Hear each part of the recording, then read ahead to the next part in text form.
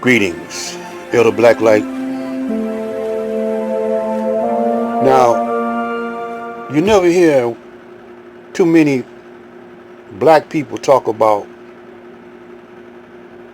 how the pandemic started.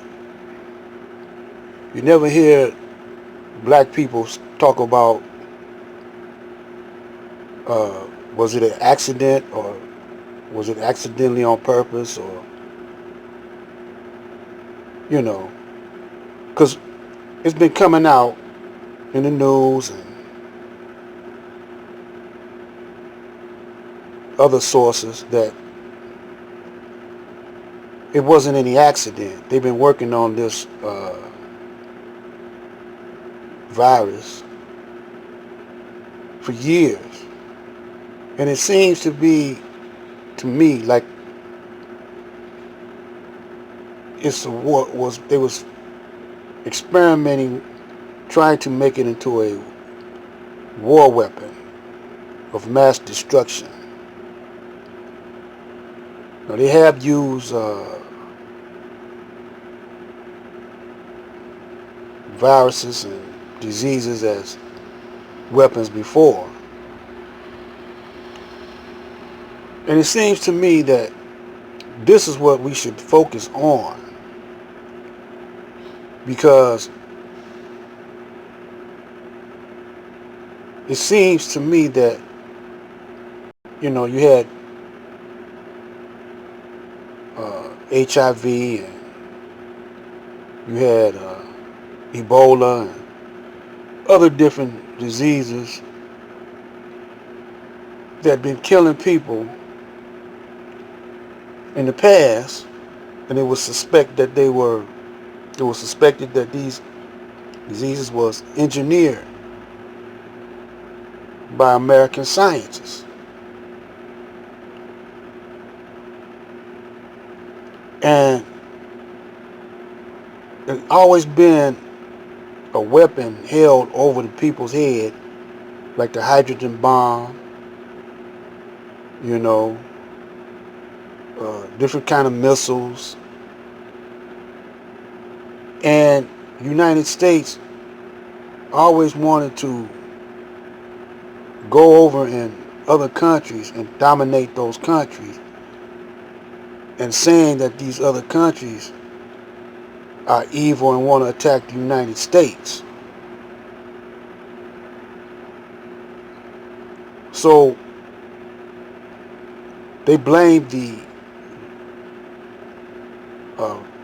outbreak of the virus on China. But now it's bouncing back to the United States. Let's check this out.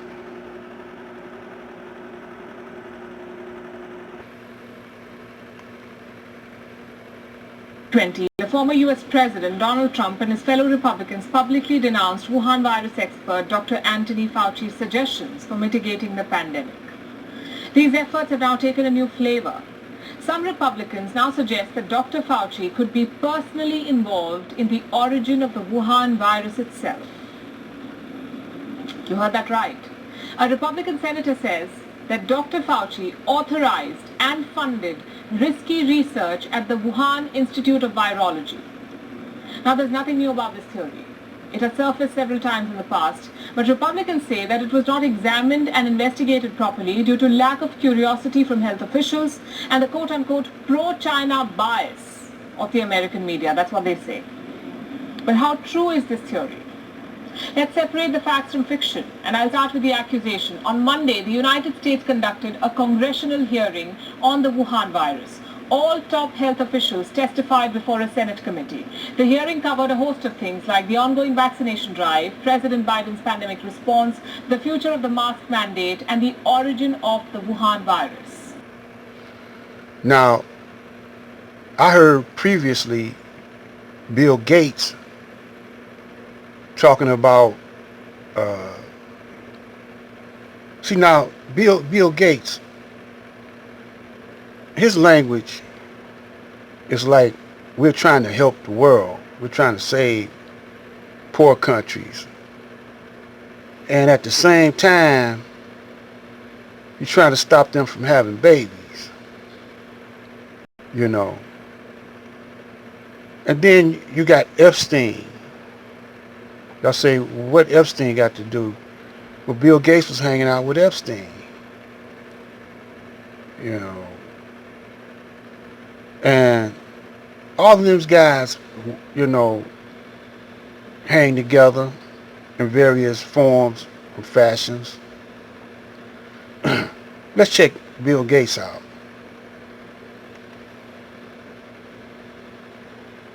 Out here, having the right crew on your side can mean the difference between winning it all or walking away with nothing. When you've been seriously injured, Well, they got a commercial Bill in. Gates is the co-chair of the Bill and Melinda Gates Foundation.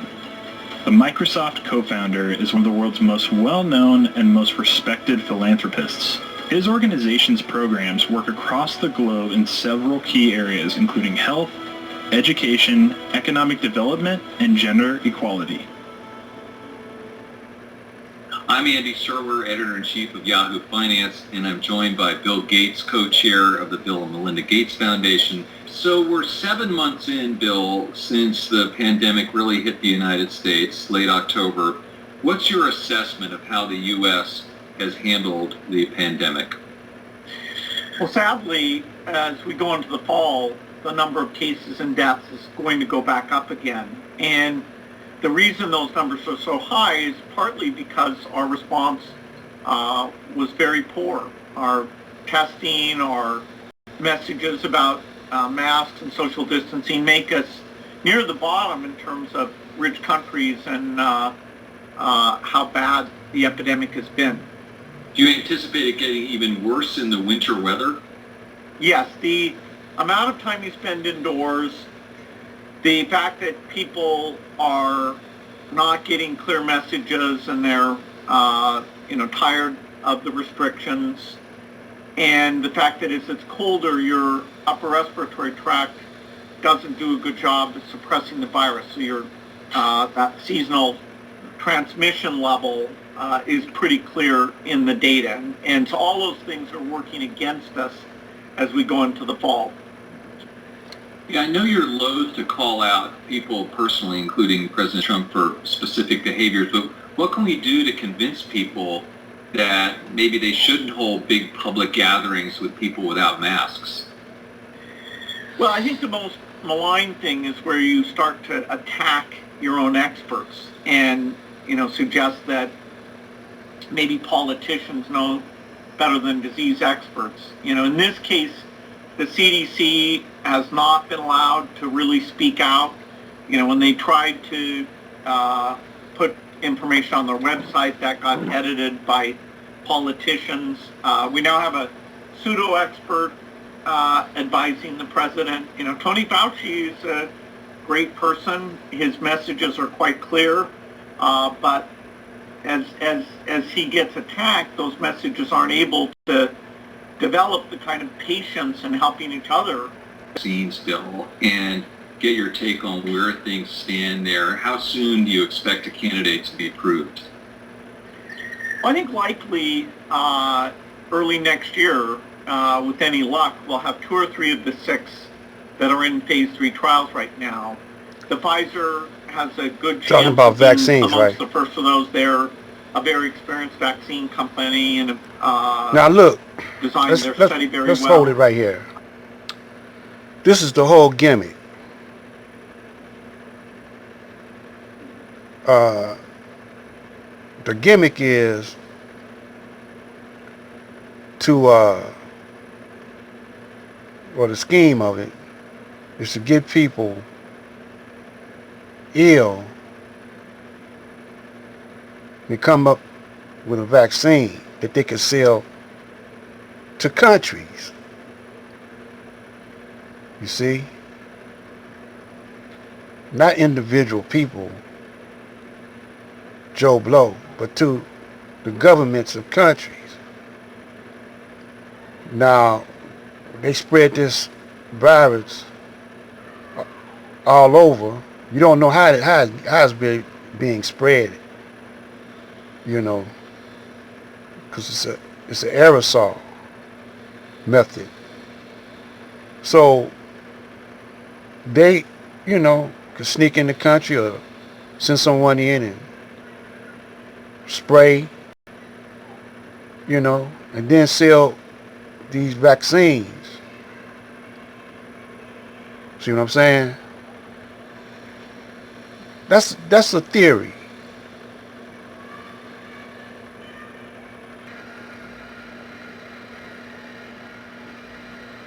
Bioterror there's always the potential for bioterror. And we have a major biodefense research and development effort that spans agencies, from the NIH to do the basic research to be able to develop better vaccines, how you counter engineered microbes, how you approach drug resistance engineered microbes. The CDC has surveillance mechanisms to determine if there's new microbes or anything out there in society particularly toxic that could be used in a bioterror situation. The Department of Homeland Security, the Department of Defense, we do all of that. Having said that, the worst bioterrorist is nature itself. Nature is very good at evolving microbes to create problems. Much See, that's bull. smarter That's bull. than any terrorist. So what we've tried to do over the years is to use the expertise. Let's cut it. I got something I got to say about that. To allow us to respond. Now you see that caption, who really owns American Gold? We played parts of this video. But this is what all of this is boiling down to. The bankers teaming up with the scientists. Nature can, a virus can't evolve into a human if it's from an animal, and it's this to that for that animal. It can't evolve to a human unless it is engineered to evolve to a human. If that's the case, then we would have been extinct a long time ago. So we got to focus we got to go deep and focus on this part, because it's an attack on humanity. And that's what we're going to explore in the next video. Stay tuned.